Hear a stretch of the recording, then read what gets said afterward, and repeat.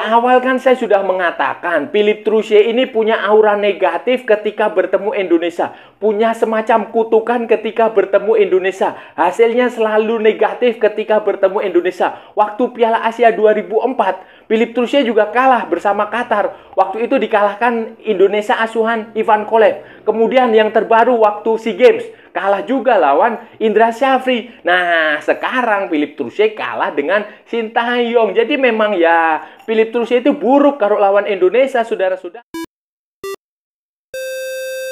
Halo saudara-saudara, jumpa lagi dengan komentator gadungan di sini. Dengan komentator yang gadungan. Seperti biasa saudara-saudara, seperti biasa. Kalau kita sudah bertemu, pasti akan ada yang kita bicarakan, akan ada yang kita perbincangkan, kita bacotin, kita ulas, kita analisis tentang sepak bola di seputaran Asia Tenggara, di negara-negara tetangga, negara-negara jiran, negara-negara serumpun Indonesia, Thailand, Malaysia, Vietnam, Laos, Myanmar, Kamboja, Filipina, Brunei Darussalam, Singapura, Timor Leste, Wakanda, Konoha, negara api, negara angin, dan sekitarnya. Semua akan kita bicarakan secara fair, secara jujur, secara adil. Tidak ada provokasi, tidak ada kebencian, tidak ada muatan politis. Berdasarkan fakta dan bukan klaim, baik yang sudah lama maupun yang terkini. Bebas saudara-saudara, bebas, bebas, bebas, bebas. Yang penting sopan. Hari ini saudara-saudara, hari ini kita akan menganalisis, mereview, membicarakan tentang kemenangan tim nasional Indonesia 1-0 atas Vietnam. Permainan yang luar biasa saudara-saudara, permainan yang bagus, disiplin, pantang menyerah, tidak ada kesalahan. Kesalahannya seminimal mungkin. Pemain menjalankan instruksi Sintayong dengan benar, pressing sejak di pertahanan Vietnam, sejak di menit awal, dan itu membuat para pemain Vietnam grogi dan akhirnya Indonesia menang. Kemenangan ini akan membuka peluang Indonesia lolos ke babak 16 besar. Nah, ini seperti apa saudara-saudara? Ini akan kita bahas, akan kita ulas di edisi kali ini saudara-saudara. Jadi begini saudara-saudara, jadi begini. Kita harus memberikan apresiasi, kita harus memberikan pujian, kita harus salut, kita harus memberikan selamat kepada para penampilan, para pemain timnas Indonesia, kepada Sintayong, kepada semua staf pelatih, kepada semua yang tampil di situ maupun yang duduk di bangku cadangan, semuanya. Karena Indonesia bermain cukup bagus menurut saya menghadapi Vietnam. Pressingnya benar-benar hidup sejak menit pertama dan di pertahanan Vietnam. Jadi defensive line-nya Indonesia itu ada di pertahanan Vietnam. Jadi Vietnam benar-benar kesulitan. Bahkan peluang sudah didapatkan ketika kick off. Terus ada lagi peluang. Jadi memang benar-benar itu salah satu penampilan Indonesia yang terbaik yang pernah saya lihat. Indonesia asuhan Sintayong. Selain dulu waktu lawan Kuwait di kualifikasi Piala Asia itu juga bagus.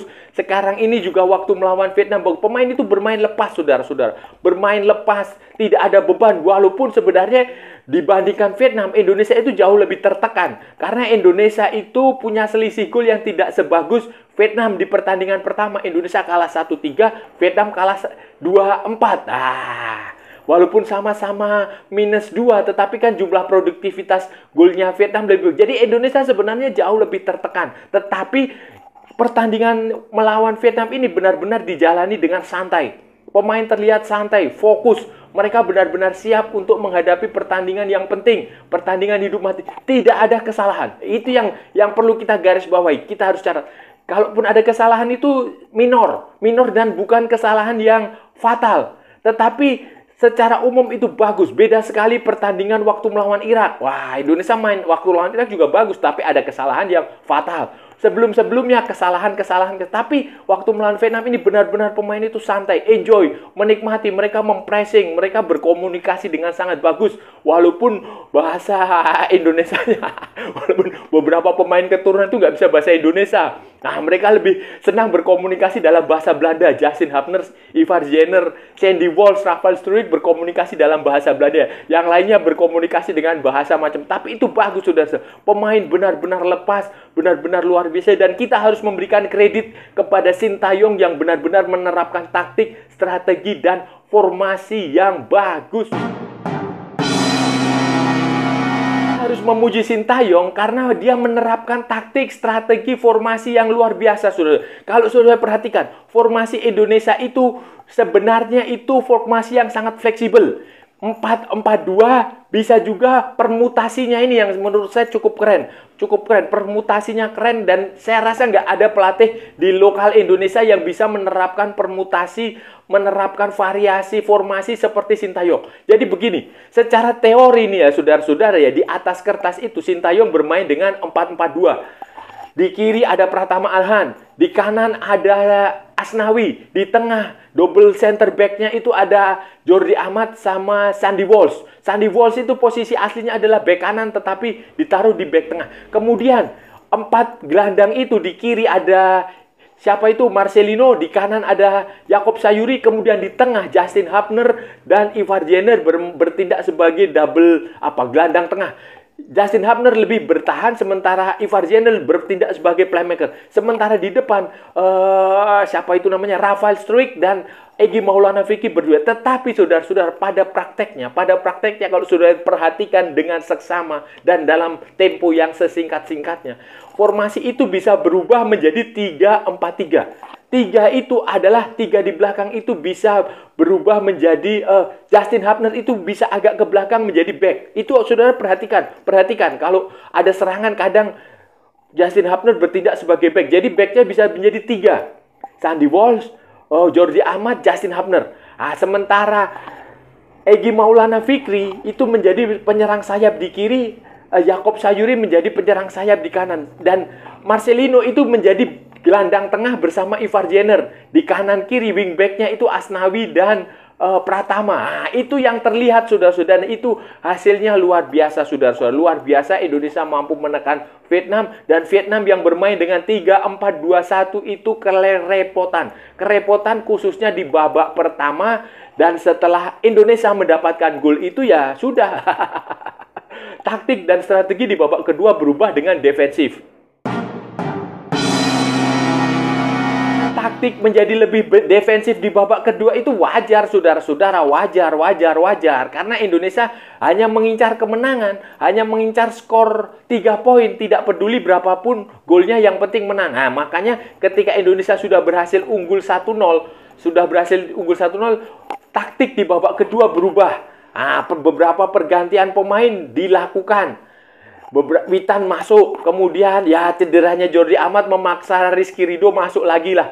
Asnawi ditarik keluar juga kan. Kemudian itu normal. Dan Elkan Bagot tidak dimainkan. Jadi itu normal karena Sintayong itu melihat turnamen ini sebagai sebuah dalam lingkup yang lebih luas. Karena nanti di pertandingan ketiga ada Jepang yang jauh lebih berat. Sehingga mungkin saja dia sengaja menyimpan Elkan Bagot untuk pertandingan melawan Jepang. Shen Patinama juga kemungkinan disimpan untuk pertandingan melawan Jepang. Kemudian siapa lagi? Ya itu. Jadi perubahan taktik di babak kedua itu normal. Karena Indonesia sudah menang di babak pertama. Sehingga Indonesia yang harus dilakukan Indonesia ya hanya bertahan. Bertahan sambil melakukan serangan balik. Terbukti beberapa kali serangan balik Indonesia itu berbahaya. Dan salah satunya berujung dengan kartu merah pemain Vietnam.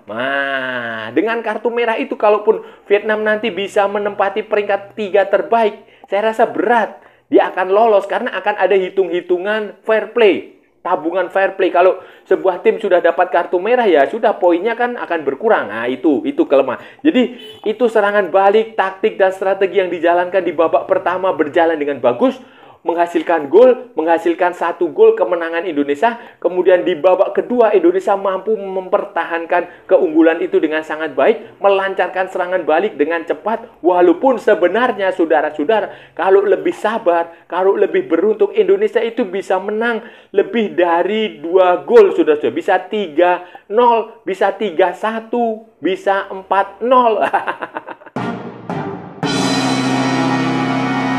Indonesia bermain bagus, menyerang, mempressing. Nah, saya lebih senang menggunakan kata mempressing. Mempressing pemain-pemain Vietnam sejak sejak dini. Jadi defensive line Indonesia itu ada di pertahanan Vietnam, tetapi ada juga sejumlah titik lemah, kritik yang harus kita berikan. Nah, kita harus fair, saudara-saudara. Ada pujian, ada kritik. Kita memberikan pujian karena pemain bermain bagus, tampil baik, kemudian tidak ada kesalahan fatal yang dilakukan, komunikasinya berjalan dengan bagus, markingnya, semua hidup.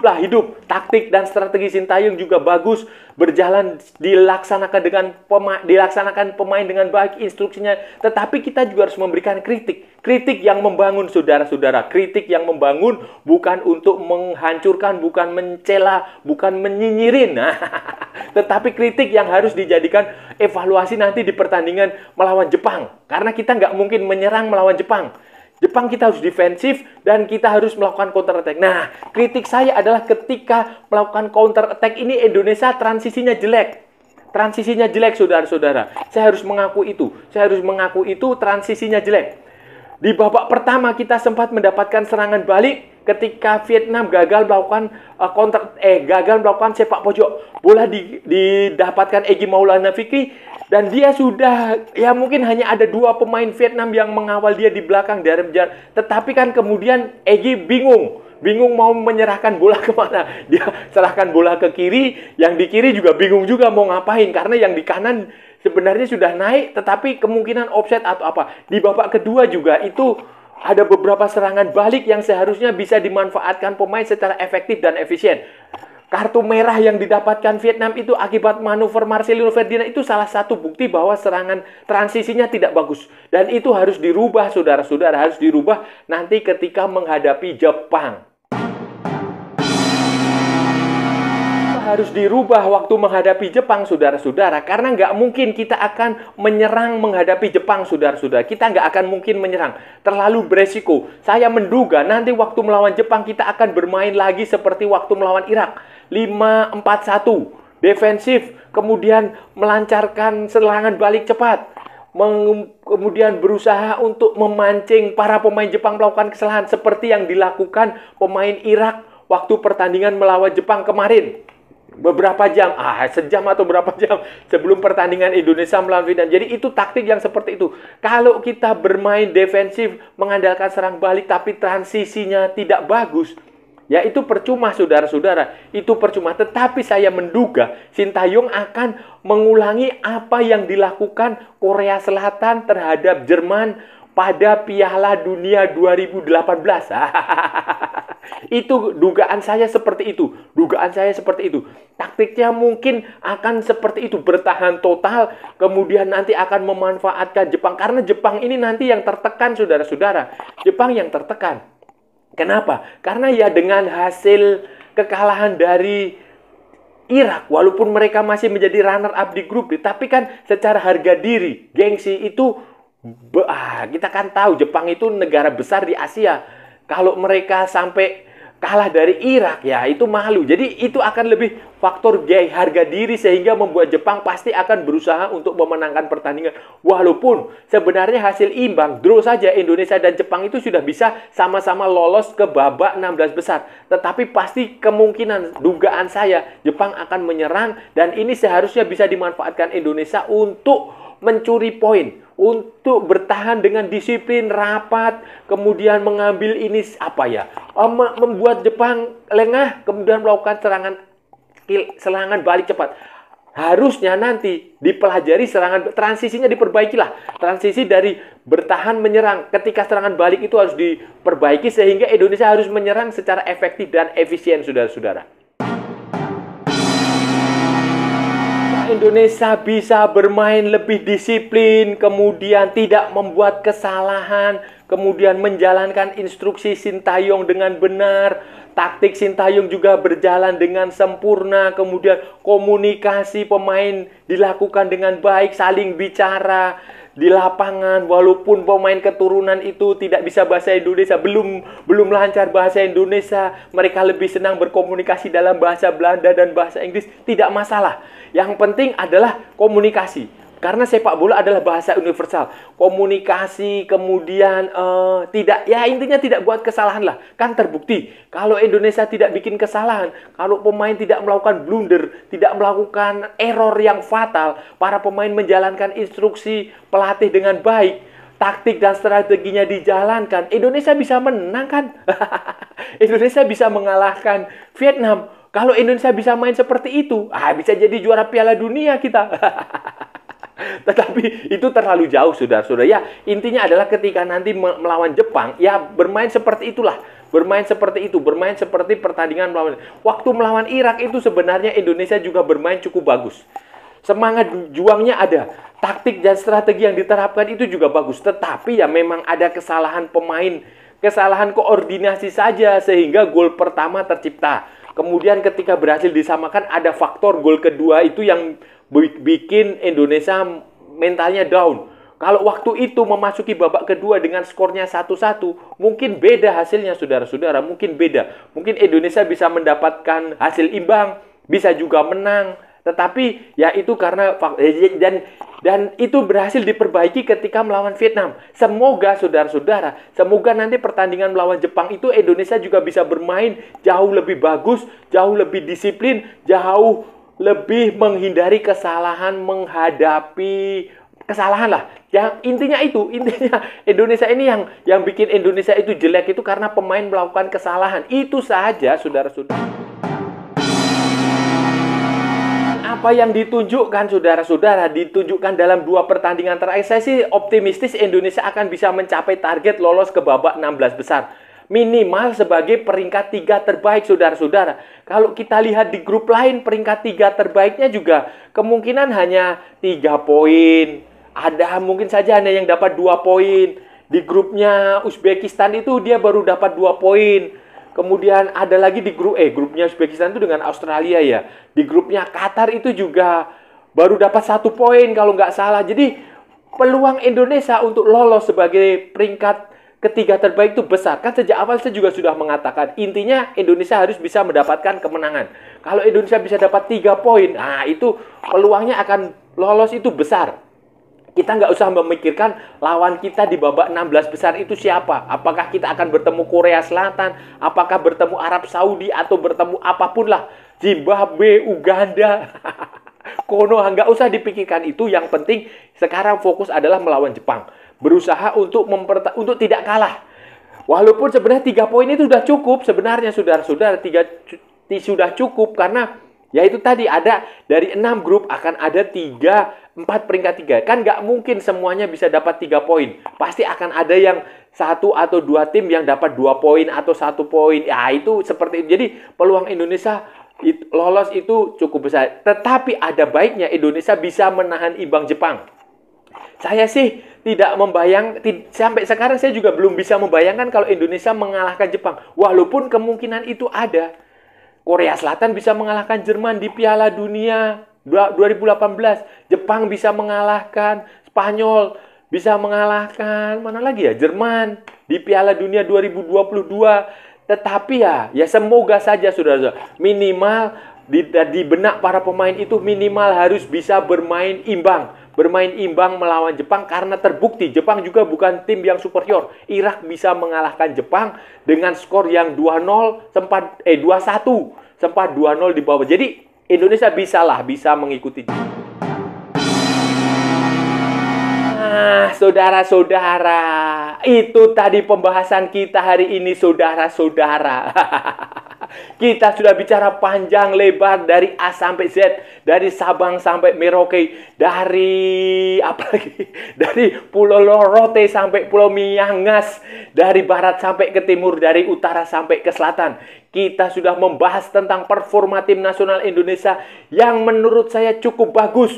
Taktik dan strategi Sintayong dijalankan dengan sempurna oleh para pemain. Para pemain melakukan pressing ketat sejak menit awal. Sejak dari pertahanan Vietnam itu sudah di pressing, sudah di marking, sudah dikawal ketat. Pemain Vietnam grogi, tidak bisa mengembangkan permainan karena pemain Indonesia terlalu mendominasi. Ketika ada kesempatan mereka langsung menekan. taktik strateginya berjalan dengan bagus, tidak ada kesalahan fatal yang dilakukan, kemudian komunikasinya berjalan cukup bagus, dan hasilnya Indonesia mencetak 1 gol melalui penalti setelah Rafael Struijk dijatuhkan di kotak penalti. Kalau Indonesia lebih beruntung, saudara-saudara, kalau Indonesia lebih beruntung, mungkin saja bisa menghasilkan 2 atau 3 gol tambahan. Tetapi ya sepak bola seperti itu. Sepak bola seperti itu. Dan ini menambah catatan buruk Philippe Troussier ketika berhadapan dengan Indonesia. Dulu waktu bermain melatih Qatar di Piala Asia 2004, Philippe Troussier juga dikalahkan Indonesia asuhan Ivan Kolev. Di SEA Games, Philippe Troussier dikalahkan oleh pasukannya Indra Syafri. Sekarang di Piala Asia, Philippe Troussier dikalahkan oleh Sintayong. Ini adalah kemenangan pertama Sintayong melawan Vietnam sejak melatih timnas Indonesia. Dan kemenangan ini membuka peluang Indonesia untuk lolos ke babak 16 besar. Karena di pertandingan lain, Jepang juga dikalahkan oleh Irak. Kejutan, saudara-saudara, kejutan. Jadi, semoga saja dengan 3 poin ini Indonesia bisa lolos. Bisa lolos sebagai satu dari 4 peringkat 3 terbaik. Walaupun nanti di pertandingan terakhir kalah, saudara-saudara, peluang itu masih ada karena nanti akan dihitung lagi dengan tim-tim dari grup lain. Ada 6 grup, saudara-saudara. Ada 6 grup dan 4 tim peringkat 3 akan lolos. Dan saya rasa sudah cukup ya, saudara-saudara, pembahasan kita hari ini. Kalau ada salah-salah ya mohon maaf. Namanya juga gadungan. Tetapi kalau benar, saudara-saudara, berarti sebuah kebenaran. Kalau saudara merasa channel ini bermanfaat, berguna, menghibur, menginspirasi, silakan like, share, and subscribe. Tapi kalau tidak, saudara-saudara, abaikan saja. Skip, jangan ditonton, tetapi jangan juga di-report. Kasihan saya, saudara-saudara. Ikuti juga akun media sosial Komentator Gadungan, ada di Instagram, ada di Facebook, dan ada di TikTok. Oke, saudara-saudara. Sampai bertemu lagi di edisi-edisi berikutnya dengan tema-tema yang jauh lebih tidak berguna, dengan tema-tema yang jauh lebih konyol, dengan tema-tema yang jauh lebih membagongkan. Salam olahraga dan merdeka!